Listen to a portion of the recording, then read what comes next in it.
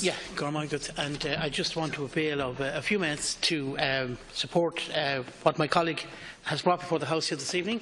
I think it's very relevant, very important.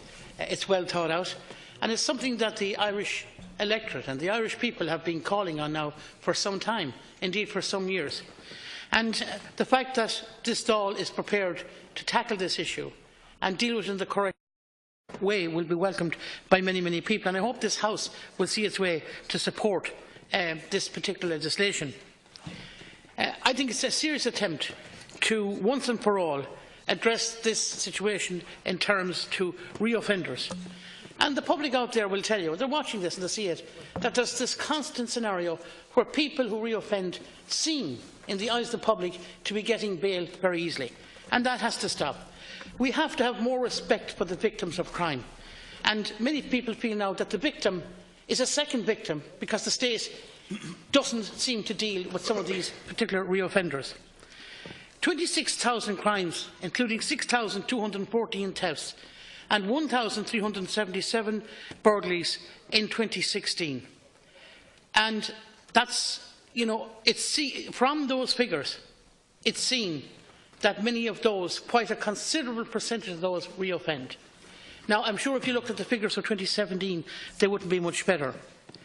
The government's cry will be that the crime levels have fallen.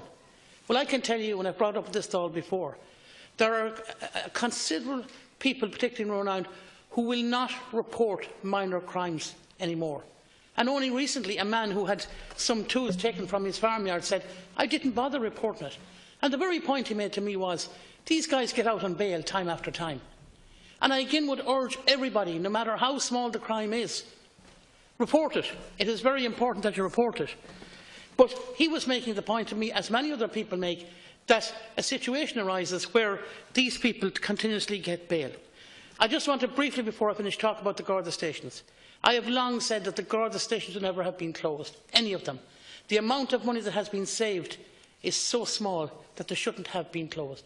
And the fact that you have a Garda station in your village or town, even though it's not manned 24/7 or maybe 8 or 10 hours a day, but the fact that Garda are back and forth to that station and you have a Garda sign in your town or in your village, I think is somewhat of a deterrent.